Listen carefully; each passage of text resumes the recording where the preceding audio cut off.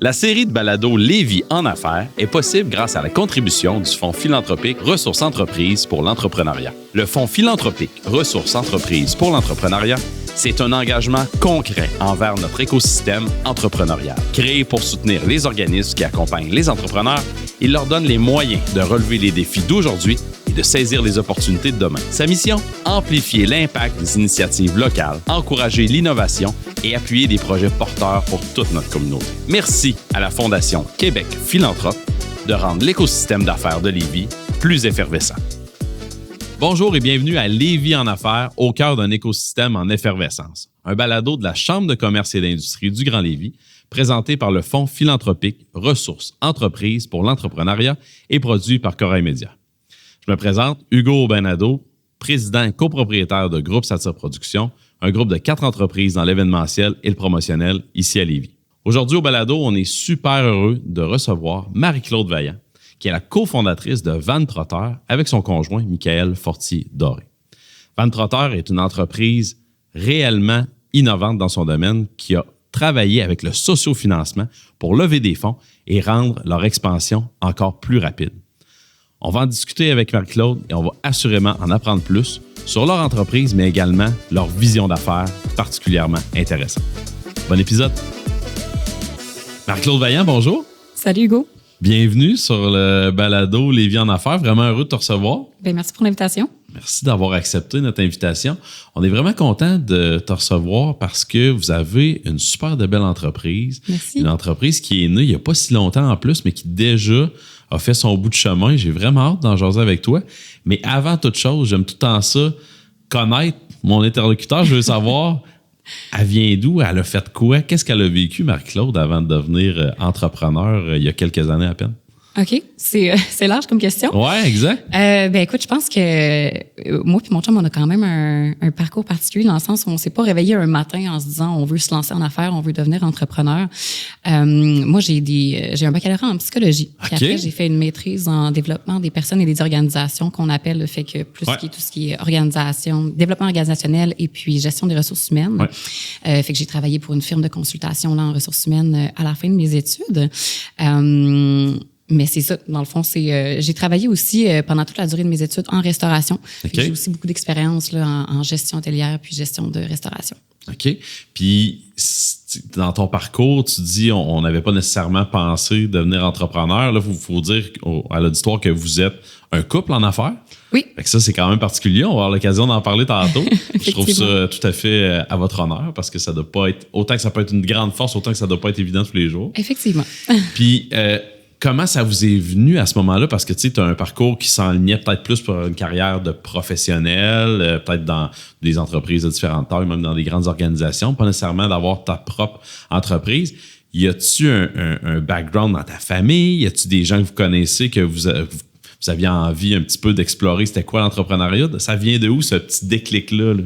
Oui, je te dirais que l'élément déclencheur vient vraiment de la pandémie. Okay. Comme quoi, il y a quand même des bonnes choses qui sont sorties de tout ça. Nous, comme je l'ai mentionné, j'ai travaillé longtemps en restauration aussi. Ouais. Et puis, pendant la COVID, en fait, en 2020, j'étais encore en restauration pendant que je terminais ma maîtrise.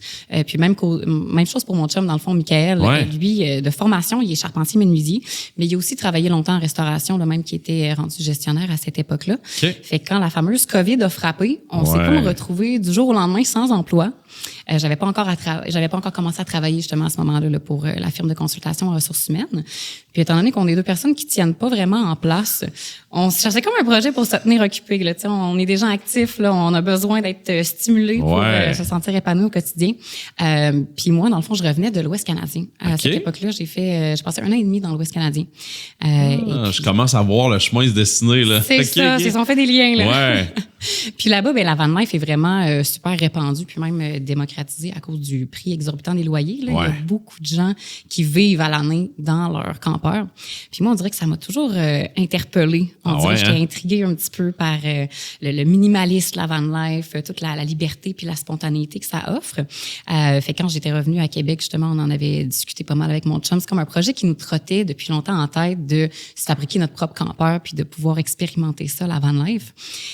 Fait qu'on s'est dit, crime, tant qu'à tant qu'à avoir soudainement beaucoup de temps libre devant nous, au lieu de se tourner les pouces sur le divan, ben pourquoi ne pas concrétiser ce projet-là?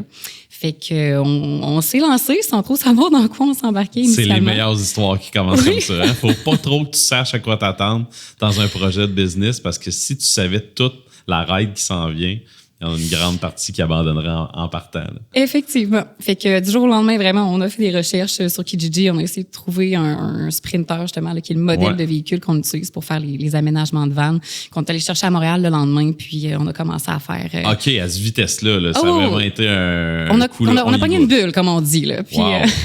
Puis on s'est lancé. Mais on est vraiment tombé en amour avec, évidemment, avec la van life une fois que le van a été conçu puis qu'on a pu l'essayer, mais aussi tout le processus de conception puis de fabrication. Moi, on dirait que quand je me lance dans un projet, je peux être un petit peu intense. On a passé des heures et des heures à faire de la recherche et du développement initialement pour voir comment est-ce qu'on peut optimiser l'espace, c'est quoi les meilleurs équipements à installer, effectuer toutes les configurations possibles, etc. Fait que c'est ça. Puis c'est certain que ça a été la première construction. C'est ça qu'on dit à tout le monde qui veut se lancer. Souvent, on nous pose la question combien de temps ça prend à peu près.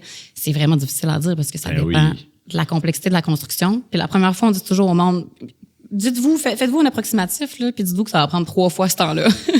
c'est la meilleure des averages que tu peux donner en partant. Puis c'est spécial parce que, tu sais, quand tu te lances là-dedans, à ce moment-là, faut se rappeler que tout est comme plus compliqué aussi. Là. Oui. En pleine COVID, là, l'accès à des matériaux, à tout ça, c'est comme devenu quelque chose de complexe du jour au lendemain. Comment vous avez, je suppose que c'était comme... En sachant pas trop ce qui allait vous s'en venir pour vous autres, vous êtes lancé là-dedans en disant on va le vivre en s'en allant. Mais avec le recul aujourd'hui, là, vous en avez fait d'autres maintenant, ça doit être assez fascinant de voir toute l'énergie que vous avez déployée pour le premier versus maintenant. Ce que ça vous prend comme temps pour bâtir un van comme ça? Ben oui, absolument. Mais c'est sûr que le premier, c'était plus un projet personnel. Fait qu'on comptait pas notre temps, on voyait pas comme ça. On tripait tout le long du processus. Mais c'est certain que les premières années, ça a été quand même difficile là, côté chaîne d'approvisionnement, surtout au niveau de l'achat des véhicules. En fait, c'était vraiment très, très difficile. Il y avait des délais fous pour obtenir des véhicules chez Mercedes, puis des retards bien souvent. Fait qu'au niveau de la planification là, de la production, ça a été tout qu'un challenge. Puis là, il me semble que je me fais une image là, de votre projet. Tu sais, on peut dire des startups comme ça commence toujours avec 2 choses, une idée, puis ben du jus de bras. Hein, on s'entend parce que vous avez probablement tout fait de vous autres mêmes. Puis là, on a l'image, me semble, de l'entreprise qui commence dans le garage de quelqu'un que tu connais. Tu sais, c'est exactement ça. C'est comme ça que ça s'est passé. J'aimerais ça que tu nous en parles. Comment vous êtes lancé? Parce que là, une fois que tu as fait ta recherche, que tu as trouvé le véhicule, là, il faut le bâtir. Là. Comment ça s'est passé? Nous, on a eu la chance, en fait, d'être bien entourés. Mon beau-père, en fait, là, c'est un touche-à-tout. Là. C'est vraiment un homme qui est super fascinant. Il est très, très autodidacte. Il est très, très curieux. Fait qu'il s'intéresse à plein d'affaires. Il a des connaissances dans à peu près tous les domaines. Puis, vu que c'est un tripeux comme ça, il y a un atelier dans le sous-sol là, de chez lui. Ben, on en connaît tout un, monsieur, comme ça. C'est dans ces projets-là que tu fais comme, hey, là, ça, c'est un projet pour Normand ou pour Gilles. Il va venir nous aider. Puis, c'est vraiment pratique d'en avoir un. Fait qu'effectivement, le premier campeur qu'on a construit, on l'a construit dans l'entrée chez ma mère et mon beau-père, finalement. Wow. Mon beau-père nous a prêté tous ses outils et son cerveau aussi, bien franchement. Il nous a été d'une grande aide dans des domaines qu'on connaissait un petit peu moins, comme l'électricité, la plomberie, ce genre de choses-là. C'est sûr aussi qu'on est allé chercher de l'expertise. Là, il y a beaucoup de fournisseurs à Québec, mettons, qui vont offrir des services conseils aussi. Fait que pour outiller les gens, les guider, faire justement le premier plan électrique, nous, on serait pas senti à l'aise de se lancer là-dedans une première fois, surtout pour toutes les considérations de sécurité, etc. Fait que oui, le premier campeur qu'on l'a fait dans l'entrée chez mes parents. Mais après, c'est ça, dans le fond, pour faire un tracé un petit peu de comment ça a évolué vers un vrai business. Nous, l'été suivant, on s'est dit qu'on allait le louer sur une plateforme qui s'appelle RVZ, qui est un peu, je ne sais pas si tu connais ça? Non, je ne connais pas. C'est un peu l'équivalent du Airbnb, mais version VR. Fait que ça permet de faire la location de VR entre particuliers. Fait qu'on trouvait ça vraiment cool comme concept. T'sais, ça aide à absorber un petit peu les coûts d'entretien, tout ça, de ces véhicules-là. Fait qu'on l'a mis en location sur cette plateforme-là. Puis on s'est rendu compte qu'il y avait une demande monstre. Parce que là, à ce moment-là, c'était encore un side side project, c'est un projet personnel, on fait ça, on va voir où ça nous mène, mais il n'y a pas encore d'idée d'en faire une business. C'est ça. Même pas on va voir où ça nous mène. C'était c'est notre petit campeur personnel, puis on veut essayer d'absorber un petit peu les coûts, fait qu'on va le louer sur Airbnb. Mais là, on avait tellement des beaux feedbacks des gens qui louaient notre campeur, puis de nos amis, quand on allait le montrer autour de nous. Fait que de fil en aiguille, puis on a quand même un bon réseau aussi d'entrepreneurs autour de nous, puis il y a même des gens qui nous avaient dit crime, à un moment donné, un peu à la blague, mais quand même, il y a toujours un petit fond de sérieux. Là. Si jamais vous voulez en faire une vraie business, vous m'approcherez, moi je serais intéressée peut-être à investir des fonds pour vous aider à démarrer tout ça. Fait que de fil en aiguille, ça a comme fait son chemin dans notre tête, puis là, l'hiver suivant, tout a refermé encore une fois. Ouais. Fait que là, on s'est dit, pourquoi ne pas répéter le même processus que l'an dernier? Ça a tellement bien marché. On a vu qu'on était capable de faire de l'argent avec ça. On va en fabriquer un autre, puis on va le mettre en location à nouveau. Fait que là, on est allé cogner à la porte de certaines de ces personnes-là, justement, qui s'étaient offerts pour possiblement embarquer avec nous dans ce projet-là. Ouais. Puis, on a fini par s'associer justement avec un ami d'amis à nous, qui est maintenant devenu un ami en date d'aujourd'hui, puis qui nous a aidé à injecter un peu de capital là, pour démarrer la business. Parce que c'est pas donné quand même, là, fabriquer ce genre de véhicule-là. Ça, j'ai hâte qu'on en parle parce que c'est quelque chose souvent qui est méconnu. Tu t'en crois sur la route, t'as pas nécessairement d'idée de combien ça peut demander comme investissement initial. Mais là, je suis curieux de te poser une question parce que on a des liens. Sans que tu le saches, j'ai une entreprise, on fait des remorques d'amusement mobile pour les enfants. Puis ça, c'est parti un peu, ça ressemble un peu à ton histoire en se disant, on va voir où ça nous mène. C'est l'histoire de 2 pères de famille autour d'une bouteille de vin qui ont dit, on va essayer ça, ça va être le fun. Puis finalement, qui se rendent compte que c'est pas mal plus d'ouvrage qu'ils pensaient. Ah oui, j'ai envie de t'entendre là-dessus. Au moment où vous dites, hey, pourquoi pas on en fait un autre? On se lance, on va voir comment ça peut évoluer.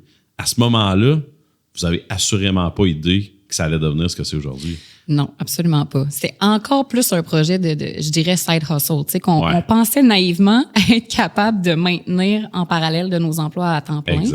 Ou tu sais, diminuer les heures un petit peu. Moi, j'avais la chance d'avoir cette flexibilité-là, justement.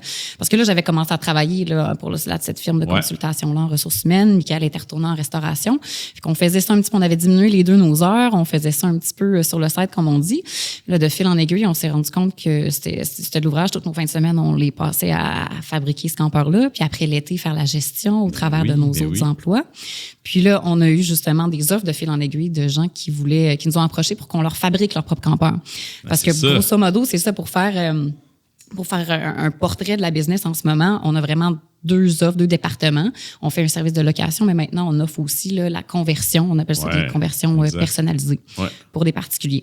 Fait que là, quand les gens ont commencé à nous approcher pour qu'on leur fabrique leur campeur, on s'est dit, clairement, là, on sera plus capable de faire les 2 en même temps. Exact. Fait que c'est là qu'on s'est lancé là, après la signature de notre premier contrat. C'est pour ça, comme je te disais tout à l'heure, qu'officiellement, la compagnie, on s'est incorporé en 2022 quand on a quitté vraiment nos emplois à temps plein pour s'investir. Là, c'était le grand saut au complet. Là. Exact. Wow! Très cool. Mais oui, effectivement, la première année, on était seuls tous les 2. Fait que moi, je faisais de la construction avec mon chum. C'est lui qui m'a... C'est hot, ça. Mais tu sais, c'est la meilleure façon de le vivre en même temps parce que tu fais de tout. Tu comprends l'ensemble de la chaîne, de comment ça va se passer. Puis après ça, c'est la meilleure façon de le vendre à tes clients aussi. Dans le sens que, tu sais, c'est un projet derrière lequel vous êtes investis toutes les 2. Je trouve ça écœurant. Puis ça vous mène aussi à développer des produits qui vous ressemblent puis dont vous êtes fiers, tu sais, de pouvoir le travailler. C'est vraiment... Je pense que c'est une de nos forces aussi, là, tu sais, on n'est pas... on s'est pas lancé là-dedans nécessairement juste en calculant le potentiel de rentabilité, tout ça. Tu sais, c'est à la base, c'est venu d'une passion puis d'une envie de partager cette passion-là. Ouais. Parce que c'est ce qu'on trouvait le fun aussi avec le fait de louer ces véhicules-là. C'est vraiment pas tout le monde qui a les moyens de faire l'achat d'un campeur. Tu sais, on parle de des investissements de 200, 250, 300. Ouais. Il y a même des VR capotés qui se vendent à 400 000. Fait qu'on trouvait que c'était une belle façon de faire vivre cette expérience-là à d'autres gens. C'est ce qui est vraiment encore aujourd'hui, je pense, la raison d'être puis le cœur de notre entreprise. C'est notre mission, c'est d'offrir une expérience de voyage unique à nos clients qui va allier liberté, confort pour leur permettre de renouer un peu avec leur esprit d'aventure puis de vivre des souvenirs mémorables avec leurs proches. Là. Wow! J'ai tout aimé de ce que tu viens de dire. Là. Tu l'as dit avec tellement de passion, là, j'adore ça. Comment ça se traduit justement, cette nouvelle aventure-là? Parce qu'à ce moment-là, vous lâchez vos emplois, vous dites on se lance à temps plein là-dedans. il y a assurément un petit saut dans le vide, un moment où tu fais « OK, là, c'est en train de se passer pour vrai ». Là, vous avez déjà un véhicule en construction, un deuxième véhicule en construction à ce moment-là? À ce moment-là, on avait déjà construit le deuxième véhicule, puis là, on s'était fait approcher pour notre premier projet de conversion client. Là. Fait qu'on avait comme une petite flotte de location avec 2 véhicules, puis là, on commençait à faire des projets personnalisés. Puis ça, la personnalisation, c'est hyper en demande. Là. Il y a tellement de demandes là-dedans, que ce soit pour différents types de véhicules, mais niveau récréatif de votre côté. Comment est-ce que aujourd'hui vous situez par rapport à ça? Quand tu regardes la location, la conversion, est-ce que c'est 2 modèles de business que vous voulez continuer de faire croître? Est-ce qu'il y en a un qui est plus fort que l'autre? Je suis curieux de t'entendre là-dessus. Absolument. Il y a énormément de demandes là, au niveau de la conversion, comme tu viens de le mentionner, mais en même temps, je pense qu'on n'est justement pas tout seul à avoir eu l'idée. Ouais. Il y a beaucoup, tu sais, la van life en général, puis le voyage en VR a connu vraiment une grosse effervescence, un gros engouement pendant la COVID. C'est le fait que les frontières soient fermées pendant un certain temps, c'est sûr que ça a encouragé les gens à se tourner encore plus vers ce type de voyage-là. Fait que c'est sûr qu'il y a quand même beaucoup de compétition en date d'aujourd'hui dans le milieu. Fait que c'est d'autant plus important justement d'essayer de se différencier, de se démarquer. Puis je pense que notre service de location, c'est une de nos forces. Ouais. Tu sais, dans le sens où non seulement ça nous apporte une meilleure flexibilité au niveau opérationnel. Tu sais, des fois justement on signe des projets clients, mais on va venir boucher nos trous de production avec justement les fabrications de campeurs pour notre flotte de location, ce genre de choses-là. Mais en plus, ça permet aux gens de l'essayer avant de l'adopter, comme on dit. Exact. On a vraiment, tu sais, nos premiers contrats sont venus comme ça. C'est des gens, soit qui l'ont essayé, qui ont tellement trippé, qui ont voulu qu'on leur en fabrique un, ou bien qui en ont parlé autour d'eux parce qu'ils savent que leurs collègues se cherchent une compagnie puis ils disent, hey, bon, moi, genre, c'est incroyable le produit qu'ils font, il faut absolument que tu ailles voir. Fait que c'est un de nos meilleurs outils marketing encore aujourd'hui, là. C'est clair, en plus, ça vous permet de vous déployer sur la route parce qu'on en voit vraiment de plus en plus. Là, tu l'as dit, ça a explosé les dernières années. Est-ce que cette portion-là d'être présent puis de vous faire connaître dans cet univers-là, comment c'est? Est-ce que c'est un défi pour vous autres? Parce qu'on s'entend qu'il y a beaucoup de joueurs quand même dans votre domaine, puis c'est tout récent, là, c'est ça qui est fou. Ça a tellement connu une grosse explosion dans les dernières années. Comment vous faites pour vous distinguer là-dedans? Ça doit pas être évident. Non, effectivement. Puis il y a beaucoup de gros joueurs déjà bien établis qui ont pas mal plus de moyens financiers que nous pour se faire voir, effectivement. Je pense que, tu sais, on vient d'en parler, là, la location, c'est quelque chose qui nous aide beaucoup de ce côté-là.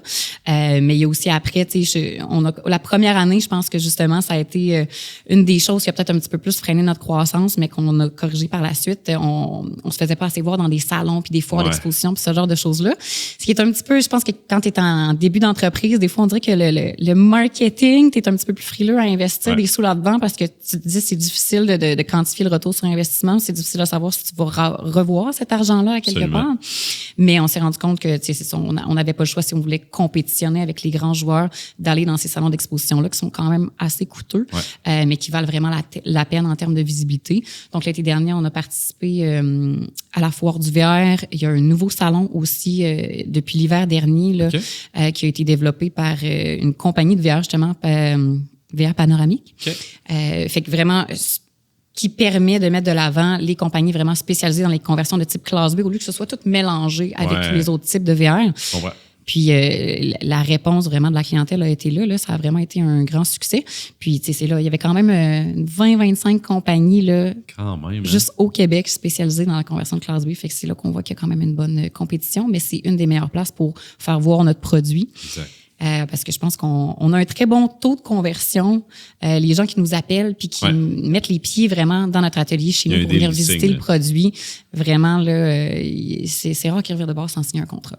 Wow, félicitations. C'est vraiment le fun de voir ça parce que justement, c'est quelque chose qui demande beaucoup d'énergie, ça. Tu sais, de se faire voir, de se faire connaître, ça prend beaucoup d'énergie. Puis, veux pas, quand tu démarres en affaires, tu as tous les chantiers en même temps. Là, tu dois non seulement aller acquérir ton client, mais après ça, tu dois livrer. Là, vous autres, vous avez la location au travers de ça. Ça demande vraiment beaucoup d'énergie. Fait que chapeau de consacrer du temps quand même à vous faire connaître. Puis tout ça. Puis tantôt, tu as dit, tu sais, c'est quelque chose qui demande du financement. Il faut qu'on soit capable de passer à la prochaine étape. Là, on se reporte. On est rendu en 2022. Vous êtes incorporé, tout ça. Là, vous avez à prendre un certain rythme, je suppose, dans votre production. Qui dit rythme, production, demande des capitaux, demande un bon fonds pour être capable de rouler ce business-là puis d'aller au prochain niveau. Puis là, je pense que c'est là où commence un petit peu à se développer l'idée de faire du financement différemment. Tu l'as dit, on s'est associé avec l'ami d'un ami. Le Love Money, on en entend souvent parler. Ouais. C'est souvent là que ça peut être significatif dans le développement. Comment ça s'est passé pour vous autres? Bien, effectivement, je pense que initialement, ça a été de s'associer avec quelqu'un qui avait un petit peu plus de fonds disponibles là, pour nous aider au démarrage de l'entreprise. Mais c'est certain que ça nécessite tellement un gros apport en capital de se bâtir, surtout qu'on voulait continuer à grossir cette flotte de location-là d'année en année. Ouais. Fait que, à un moment donné, on a quand même atteint un maximum là, qu'on était capable avec cet investisseur-là. Fait que oui, on est allé chercher un petit peu de love money. Merci à mes parents, d'ailleurs, de nous avoir aidés. On les salue. On les salue de nous avoir aidés à ce niveau-là. Mais après, c'est sûr qu'on a commencé à explorer les différentes options de financement public. Mais c'est ça qui est tannant un petit peu avec notre modèle d'affaires. On dirait qu'on est comme dans une zone grise. Hein? Okay. On fait de la fabrication de verre, puis on œuvre officiellement dans le domaine du tourisme. Mais quand on regarde la plupart des programmes de subvention qui sont disponibles de financement gouvernementaux, je pense notamment au PARIT ou au PADAT, on cote comme pas dans leurs critères parce que souvent, c'est destiné à des projets pour la construction d'infrastructures ou d'établissements ou bien le développement d'une activité touristique locale qui doit vraiment être mais là, vous autres, précis. L'offre, elle roule. Là. L'offre, elle roule. C'est ça. C'est ça. Mais je pense que c'est quand même non négligeable l'apport qu'on a à l'industrie touristique parce que c'est une des meilleures façons justement d'encourager l'économie locale. Ces gens-là, par définition, c'est des personnes qui sont aventurières, actives, qui veulent justement vivre des expériences, fait qu'ils vont quand même contribuer beaucoup là, à l'économie des places qu'ils vont visiter. Sauf que malheureusement, ça fit rarement dans les critères. Ouais. Fait que ça a été quand même un projet de longue haleine là, d'essayer d'aller chercher ces financements-là, mais on a fini par tomber justement sur le sociofinancement. Ouais. Et notamment le programme du Fonds Accès Croissance là, qui a vraiment été un game changer, comme on dit pour nous. La série de balados Lévis en affaires est possible grâce à la contribution de Trajectoire Emploi. Votre équipe vit des défis en milieu de travail? Vous souhaitez développer vos habiletés afin de mieux faire face aux défis et aux situations sensibles au travail? Avec Osmose par Trajectoire Emploi, bénéficiez d'un accompagnement psychosocial directement en entreprise. On forme vos gestionnaires, on améliore le bien-être de vos employés et on agit pour prévenir les risques psychosociaux. Résultat? Des équipes plus solides, plus engagées et beaucoup moins de roulement. Osmose, c'est votre allié RH au quotidien. Découvrez comment l'équipe d'Osmose peut vous aider en consultant trajectoireemploi.com dans la section Services aux entreprises. Merci au nouveau service de Trajectoire Emploi, Osmose, de contribuer au rayonnement de l'écosystème d'affaires du Grand Lévis.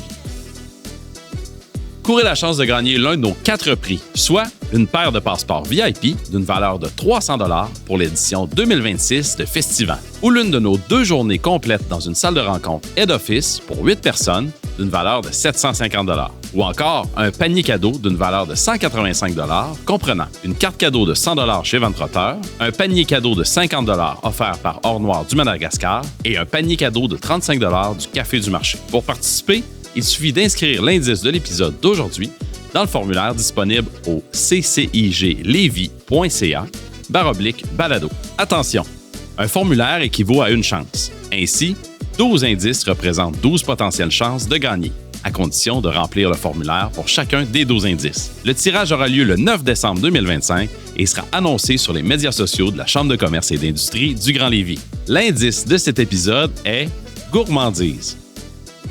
Parle-nous-en parce que c'est vraiment l'angle qu'on voulait voir avec vous aujourd'hui dans cet épisode-ci du balado parce que c'est assez rare qu'on en entend parler des... Oui. Il y en a, assurément, mais vous autres, c'est un gros succès, vos campagnes de sociofinancement. On prend ça par où? On commence où avec une campagne de sociofinancement pour une business comme la vôtre qui veut faire de la croissance? Je suis curieux que tu nous parles un petit peu des premiers balbutiements, de comment vous avez premièrement fait vos armes là-dedans. Vous avez commencé quelque part, puis je pense que vous avez plus qu'une campagne de fête maintenant. Non, on en a fait une seule, mais ça a été une grosse campagne. C'est ça, une grosse campagne. Fait que comment ça a évolué? Parce que ça doit être dur de se fixer un objectif quand tu sais pas vers quoi tu t'en vas avec une campagne de sociofinancement que tu n'as jamais faite. Puis là, finalement, vous l'avez battu, votre campagne. Fait que ça a été tout un beau succès. Oui, absolument. Je suis curieux de savoir comment ça a débuté pour vous, ça. Bien, c'est vraiment un projet de longue haleine, honnêtement. Là. Nous, ce qui nous a donné l'idée, en fait, c'est qu'on a vu une autre compagnie qui évolue un petit peu dans le même domaine que nous, qui s'appelle Roadloft, là, qui, eux, font un peu des petits modules préfabriqués que les gens peuvent assembler pour transformer plus des caravanes, des petits véhicules en mini-campeur pour aller sur la route, puis tout est modulable, fait que ça s'enlève tout ça. Puis on a vu ça passer, parce que moi, ça donne que les 2 fondateurs de cette compagnie-là, j'étais allée au secondaire avec eux. OK. Pour ça, j'ai vu passer ça dans mon feed. Puis, on s'est dit, on savait pas qu'il y avait des subventions qui pouvaient être associées à ces programmes de sociofinancement-là. Fait qu'en se mettant à creuser un petit peu plus, c'est là qu'on a découvert qu'effectivement, La Ruche, qui est une des plus grandes plateformes de sociofinancement qu'on a ici au Québec, là, a vraiment des partenariats exclusifs avec le MEI. Fait que, c'est-à-dire qu'en faisant des campagnes de sociofinancement avec eux, ça donne accès à certaines subventions qui sont pas accessibles autrement. Puis, en fouinant à travers les différents partenariats qu'il y avait, on a découvert le fonds Accès Croissance. Puis, c'était incroyable de ce programme-là parce que contrairement aux autres programmes, mettons, plus axés sur le tourisme, etc., qui ont des critères serrés, eux, tant qu'on fitait dans leurs critères de croissance, c'était vraiment ouvert à n'importe quel type de compagnie. OK. Fait que le nerf de la guerre, c'était vraiment de soumettre un projet qui allait permettre une croissance accélérée de la business de différentes manières possibles. Puis évidemment, plus tu réponds à différents leurs critères, plus ça aide. Fait que, tu sais, nous, dans le fond, l'objectif, c'était, ce qu'on a déposé comme projet, finalement, c'était de doubler la grosseur de notre flotte de location. OK. Fait oui, c'est ça. C'est sérieux, là. On y va, on embarque, là. C'est ça. À ce moment-là, on en avait 3. Fait que l'objectif, c'était de passer de 3 à 6. Fait que ça allait nous permettre de générer plus de revenus pour notre entreprise. Fait que ça, c'était un des premiers critères. Absolument. Ensuite, on s'est dit, tant qu'à le faire, on va aussi développer un nouveau modèle. Parce qu'on se faisait énormément approcher par des familles aussi. Ouais. Qui auraient aimé vivre l'expérience? Parce que normalement, généralement, vos premiers véhicules, ça peut accueillir combien? 2 personnes? C'était 2 passagers. OK. Seulement nos premiers véhicules. On en avait un qui était disponible avec une banquette double du côté passager. Fait que, mettons, jusqu'à 3. OK. Mais il y avait seulement un lit à l'arrière. Fait que, tu sais, 2 adultes, un jeune enfant, mettons. Fait que là, non seulement plus de revenus, mais vous ouvrez une nouvelle part de marché pour aller chercher plus la famille. Là. Exactement. Okay. Fait que développement d'un nouveau produit. Puis, en plus, ce nouveau produit-là allait nous permettre d'aller chercher un nouveau segment de marché. Fait que je pense que c'est ce qui a fait la différence pour que notre projet soit accepté. Mais c'est quand même, c'est costaud comme dossier à monter. Les étapes, ça ressemble à quoi? Je suis curieux parce qu'assurément, tout ce que tu viens de nous nommer là, il faut que tu démontres ça. Tu n'arrives pas en disant hey, on a un super de beau projet, fait que encouragez-nous. C'est peut-être pas suffisant pour convaincre les gens. Exactement. Qu'est-ce que ça vous a demandé comme énergie, comme temps à passer? Est-ce que c'est la rédaction de dossiers de présentation? Comment ça fonctionne? Ben entre autres ça, oui, ça c'est vraiment ça la base, parce qu'en fait, avant même de pouvoir faire le lancement de ta campagne de sociofinancement, il faut que le comité responsable du fonds Accès Croissance, dans notre cas, accepte le projet. Puis disent oui, ça répond à nos critères en termes de croissance. Oui, on trouve que le projet de campagne est solide, ils savent où est-ce qu'ils s'en vont. Fait que donc, vous pouvez aller de l'avant. Mais c'est ça, je veux dire, il faut remplir un formulaire de présentation de projet, un formulaire de santé financière, des prévisions financières sur 3 ans, flux de trésorerie 12 mois. Fait que c'est genre, je veux dire, juste notre formulaire de dépôt de candidature faisait 27 pages, puis ça, c'est sans le formulaire de santé financière, là. Ouais. Fait que si tu prends vraiment d'avance, c'est sûr que La Ruche ont des gens justement pour nous aider un petit peu. C'est vraiment bien fait, toute la documentation qu'ils mettent à votre disposition. Bien évidemment, le gros du travail doit être fait à l'interne, mais au moins, ils aident à savoir quoi mettre de l'avant dans les dossiers. Ben oui. Exactement. Mais je pense que si j'avais un conseil à donner à quelqu'un, c'est de s'y prendre vraiment plus tôt que tard parce que c'est des heures et des heures et des heures là, vraiment pour monter un dossier assez solide. Sinon, on s'est dit tant qu'à le faire, on va mettre toutes les chances de notre côté. Fait qu'on a vraiment investi énormément de temps là, pour que la journée où on a déposé le dossier, on s'est dit vraiment peaufiner du mieux qu'on peut. Là. Écoute, tu m'as upstagé parce qu'habituellement, tu le sais pas, mais on fait notre micro-chronique. J'aime tout le temps ça savoir le truc du pro. Parce que les gens qu'on reçoit, j'aime tout le temps ça savoir en lien avec leur business ou avec le sujet de l'épisode. J'aime tout le temps connaître leur truc du pro. Et bien que vous l'aurez vu. Ouais.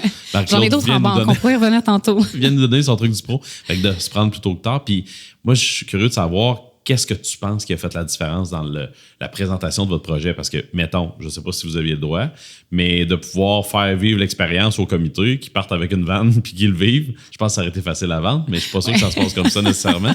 Qu'est-ce que tu penses que, quand tu le vois avec le recul aujourd'hui, qui a fait la différence dans le dépôt de votre candidature? Je pense qu'à quel point on avait justement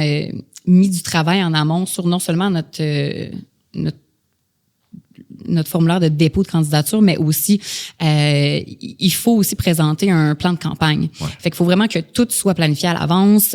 Quelles offres est-ce qu'on va mettre en ligne? Et de quelle façon est-ce qu'on pense marketer ça? Combien de personnes est-ce qu'on croit être capable d'aller chercher avec telle offre? La gestion des liquidités, tout ça. Fait que de vraiment se faire un bon plan de match solide et réaliste de cette campagne-là. Ça a fait une grosse différence, je crois. C'est certain que, tu sais, c'est toujours une question aussi de donner des incitatifs intéressants ben c'est ça, c'était ma prochaine question du newbie du sociofinancement. C'est le principe veut que les gens vont se supporter, mais en échange, tu dois avoir une petite monnaie, justement, d'échange des offres ou encore un petit cadeau, quelque chose qui va être particulier à recevoir en échange. Vous, ça a été quoi de votre côté? Bien, c'est certain que l'objectif, c'est de mettre surtout en valeur les offres, les produits, les services de l'entreprise. Fait que nous, c'est ça qu'on a vendu en primeur. Donc, tu sais, on avait vendu des rabais, justement, sur des projets de conversion, des rabais à la location. On avait aussi mis en primeur, justement, de pouvoir réserver ces nouveaux modèles locaux passagers à un tarif préférentiel. Après, on avait aussi mis des offres là, à prix réduit pour l'achat d'équipements parce qu'il y a quand même une grosse communauté là, d'autoconstructeurs là, dans le milieu de la van life qui cherchent à fabriquer leurs campeurs par eux-mêmes parce que c'est beaucoup moins onéreux. Fait qu'on avait vendu de l'équipement aussi par la bande. Très cool. Puis, mais je pense que ce qui nous a aidé aussi, parce qu'il y a différents critères à respecter. Fait que, c'est certain que justement, il faut que ce soit majoritairement de la vente ou de la pré-vente des produits de l'entreprise. Mais il y a aussi un minimum de contributeurs à aller chercher. Fait que nous, on dirait que c'était, l'enjeu, c'était peut-être moins d'atteindre le montant parce que ce qu'on vend est quand même assez dispendieux. Fait que ça montait assez rapidement à chaque vente, mais c'était quasiment plus d'aller chercher le nombre de contributeurs minimal qui était de 200 contributeurs. OK, quand même. Fait que ce qu'on a fait pour ça, c'est qu'on s'est associé avec justement différents entrepreneurs autour de nous pour faire du troc avec eux. Ah, j'aime ça. On retourne à la base, là. On retourne au début de la business, comment ça se faisait, le troc. On repart là. Ben c'est ça, parce qu'on s'est dit, tu sais, on a quand même beaucoup de gens autour de nous qui aimeraient probablement nous encourager, mais qui ont peut-être pas les moyens de se payer une location à quelques milliers de dollars. Fait que comment est-ce qu'on peut amener des offres sur une campagne de sociofinancement qui vont aller les rejoindre? Fait que justement, on a travaillé dans le milieu de la restauration, on l'a abordé tout à l'heure. On a beaucoup d'amis maintenant qui sont propriétaires de restaurants. Mais on a aussi comme beaucoup d'entrepreneurs dans notre entourage. Fait que j'ai une de mes bonnes amies notamment qui a un cabinet de notariat, salon de coiffure, etc. Donc, on a fait du troc avec ces gens-là. On leur a dit, on vous prête un van pour X nombre de nuitées, puis vous nous donnez en échange des certificats cadeaux de la valeur équivalente qu'on va pouvoir mettre en vente à prix réduit sur notre campagne de sociofinancement. Fait que ça nous a permis d'aller ratisser un petit peu plus large, puis d'aller chercher des contributeurs qui n'avaient pas nécessairement d'intérêt envers la van life, mais qui voulaient nous encourager, nous, puis notre projet. C'est génial comme idée. Fait que là, il n'y avait plus de raison de pas vous encourager, dans le sens qu'il y en avait pour tous les goûts, là, vraiment, dans votre campagne. Exact. C'est très wise, ça. Puis j'aime ça, le fait que non seulement ça vous permet à vous d'aller chercher plus de contributeurs, mais en même temps, ça met de l'avant des business de gens autour de vous en plus. Fait que c'est comme un win-win pour tout le monde. Ben oui, absolument. Ça faisait comme partie du deal aussi qu'on allait leur offrir de la visibilité. Tu sais, nous, on a quand même engagé une firme marketing spécialement pour notre campagne de sociofinancement. OK. Ah, c'est intéressant. Exact, parce que c'est certain qu'on n'a pas de background nécessairement en marketing, c'est une expertise qu'on n'a pas en l'interne. Je pense qu'on a quand même un certain talent naturel pour la rédaction, le PR, tout ce genre de choses-là.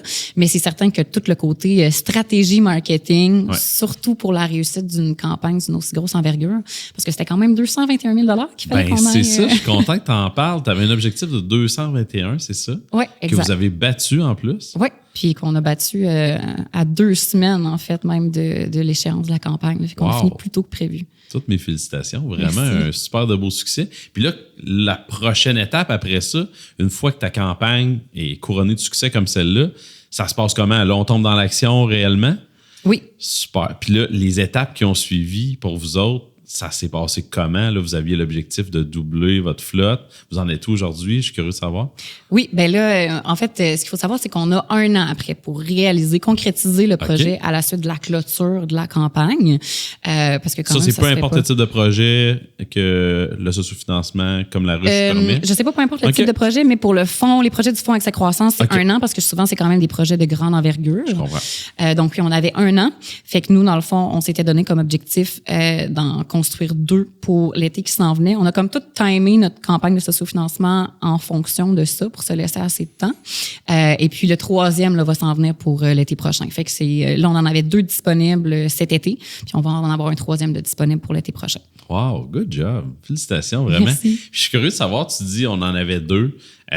Ça prend combien de temps? Partir un van, là, from scratch, là, il est complètement vide, puis de l'aménager, puis qu'il soit prêt à partir à l'aventure avec un client, ça peut représenter combien de temps de travail pour ça?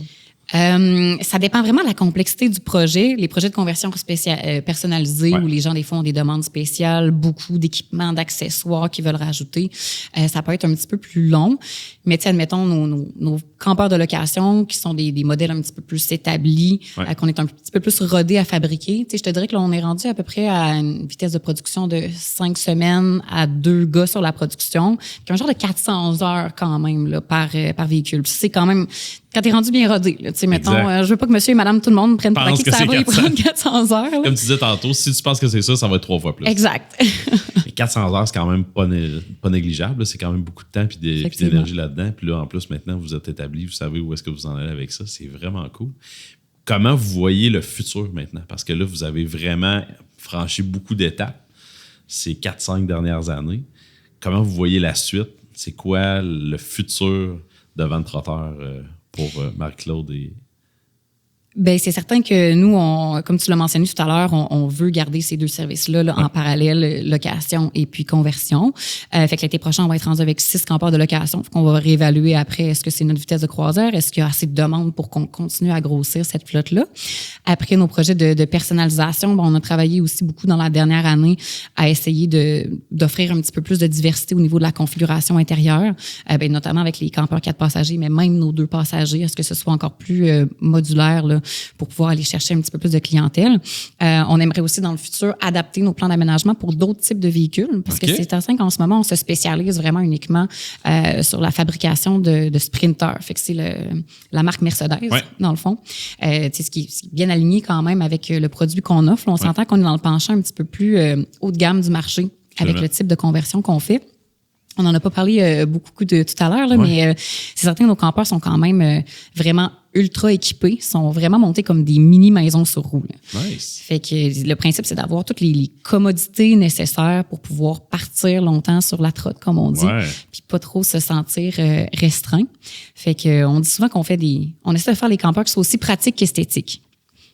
Très cool. J'ai pas de misère à croire que vous arrivez à faire ce beau merge-là parce que le fait que vous soyez vraiment hands-on puis que vous l'aviez vécu vous-même en le bâtissant pour vous, votre premier projet, ça donne une dimension qui est complètement différente que quelqu'un qui aurait juste voulu le faire sur des fins commerciales. Peut-être que des fois, tu vas, je vais pas dire tourner les coins ronds, mais tu vas aller peut-être plus vite sur certaines étapes alors que vous l'aviez vraiment bâti en pensant à comment moi je peux rendre ça à la fois esthétique parce que je vous connais les deux pour savoir que vous êtes des gens qui sont assez fiers et dans l'esthétisme. Fait que déjà ça, c'est super. Puis de rendre ça hyper pratique, c'est tout à votre honneur. Là. Exact. Tu l'as bien nommé, justement, on l'a vécu avec notre premier van, justement, qui était loin d'être aussi haut de gamme que ce qu'on fait aujourd'hui, là, que j'appelle affectueusement le brouillon, mais qui nous a permis justement de voir, OK, ben c'est quoi les irritants finalement, qu'est-ce qu'il faut qu'on améliore, qu'est-ce qu'on aimerait vraiment avoir, qu'est-ce qui finalement est pas si nécessaire que ça.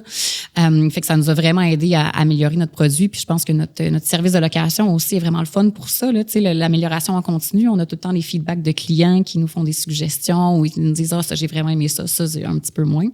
Fait que c'est sûr qu'on veut vraiment garder à long terme aussi là cette qualité-là, tout ce qui concerne l'optimisation de l'espace, l'autonomie de nos campeurs aussi, parce qu'on a quand même une bonne tranche de clientèle. C'est des gens qui sont des nomades digitaux, comme on dit. Okay. Quand même une tendance qui est de plus en plus populaire là, de nos jours avec le télétravail. Fait qu'il y a beaucoup de gens là, qui cherchent à acheter des vannes pour les habiter à l'année. Fait qu'il faut quand même que ces campeurs-là soient super autonomes en mode off-grid, comme on dit dans le jargon, là. Fait que sans être connectés à des services. Fait que ça, c'est vraiment quelque chose qu'on veut garder aussi. Et puis sinon, ben, c'est sûr qu'on aimerait éventuellement diversifier notre offre de services. On se fait approcher vraiment beaucoup spontanément là, par des autoconstructeurs, comme on le mentionnait tout à l'heure. On a même fait plusieurs ventes en ce sens-là là, pendant notre campagne de sociofinancement. Fait que des gens qui veulent acheter des équipements, tu sais, des fois, des gens qui nous écrivent par courriel, ils nous envoient des photos de nos conversions, puis ils nous disent « Hey, ce pied de table-là, je le trouve écœurant, ça a l'air pratique. Est-ce que je peux vous en acheter un? Ou bien vos panneaux de douche sont donc bien beaux. Pouvez-vous m'en vendre? » Fait que clairement, il y a du potentiel à ce niveau-là. Fait qu'on est en train de travailler justement là, pour monter un MRP à l'interne, puis se monter une boutique en ligne aussi là, qui va permettre aux gens d'acheter les équipements et les produits qu'on utilise dans la fabrication de nos campeurs, puis qui sont un peu testés et éprouvés. C'est ça qui est le fun aussi. Vous avez un saut de garantie de qualité qui vient avec ça, de dire, regarde, nous autres, on les a testés, on y croit tellement qu'on les utilise pour nos propres produits. Très cool. Fait que ça, c'est une nouvelle branche de marché qui peut s'ouvrir à vous autres. Qu'on aimerait développer effectivement dans la prochaine année. Là. Félicitations, Marc-Claude. Puis salutations à Michael. Absolument, vraiment, vous faites un job incroyable. Vraiment fier de vous avoir à Lévis sur le territoire, qui est une entreprise qui est vraiment née de 2 passionnés. Moi, j'adore ces histoires-là. Marc-Claude, merci beaucoup d'avoir été avec nous sur le podcast aujourd'hui. Puis longue vie à Vantrotteur, en espérant vous voir bientôt peut-être partout au Canada. Pourquoi pas? Éventuellement. Merci beaucoup, Marc-Claude. Merci à toi, Hugo. En décembre, la Chambre de commerce et d'industrie du Grand Lévis vous propose de belles occasions de vous inspirer, de réseauter et de célébrer. Le 11 décembre, place à la 6e édition du brunch de Noël avec un invité bien spécial, l'animateur Gino Chouinard. Une rencontre festive et inspirante, parfaite pour clore l'année en beauté avec la communauté d'affaires de Lévis. Au retour des fêtes, ne manquez pas le cocktail des gouverneurs le 29 janvier. C'est l'occasion idéale pour échanger avec des leaders d'expérience et tisser de nouveaux liens stratégiques. Chaque année, ce cocktail est un incontournable pour lequel il faut réserver sa place très tôt. Pour obtenir votre accès à ces événements ou les autres de notre programmation, rendez-vous sur cciglevy.ca/événements avec un S. On se voit là-bas! Merci beaucoup d'avoir été à l'écoute encore une fois de cet épisode. J'ai adoré l'énergie de Marie-Claude. C'est une fille passionnée. Avec son conjoint Michael, ils ont bâti une super de belle entreprise qui est vraiment à dimension humaine. Une entreprise axée sur le tourisme puis la découverte. Puis ce qui est intéressant, c'est de voir à quel point c'est un domaine qui se développe vraiment rapidement. Depuis la COVID, on en a parlé, ça a explosé la demande pour ce genre de produit-là. Puis maintenant, c'est plusieurs secteurs de marché qui sont à développer en même temps, que ce soit la conversion des véhicules pour les gens qui souhaiteraient en avoir un à leur goût, vraiment personnalisé, encore pour l'essayer avec la location, ou ceux qui souhaiteraient faire leur projet eux-mêmes avec la vente de pièces. C'est vraiment une entreprise qui devient de plus en plus intégrée à tous les niveaux. Puis c'est le fun de voir à quel point ils se sont tournés vers une méthode de financement qu'on connaît, mais pas tant que ça au fond, parce qu'on a l'habitude de peut-être contribuer à certaines campagnes, mais pas nécessairement de connaître les dessous de comment ça se planifie et ça s'organise. Marc-Claude a vraiment été partager avec nous son expérience, puis elle nous a rappelé à quel point c'était important de prendre ce projet-là vraiment tôt dans le processus pour pouvoir s'assurer de monter un projet qui est bien ficelé, avec des bonnes offres, puis un cahier de présentation irréprochable pour être sûr d'en faire un succès. Donc, je vous invite à en découvrir plus sur Vantrotteur, à aller visiter leur site web, vantrotteur.ca, si vous avez envie également d'essayer l'aventure Vantrotteur, de vivre la van life, donc d'en faire la location. Ils seront assurément très heureux de vous faire vivre cette expérience-là. En terminant, si, comme moi, vous avez apprécié l'épisode d'aujourd'hui, je vous invite à aller vous abonner dès maintenant sur les différentes plateformes pour avoir accès aux prochains épisodes du balado. Le balado Lévis en affaires au cœur d'un écosystème en effervescence est un balado de la Chambre de commerce et d'industrie du Grand Lévis, présenté par le Fonds philanthropique Ressources Entreprises pour l'entrepreneuriat et produit par Corail Média.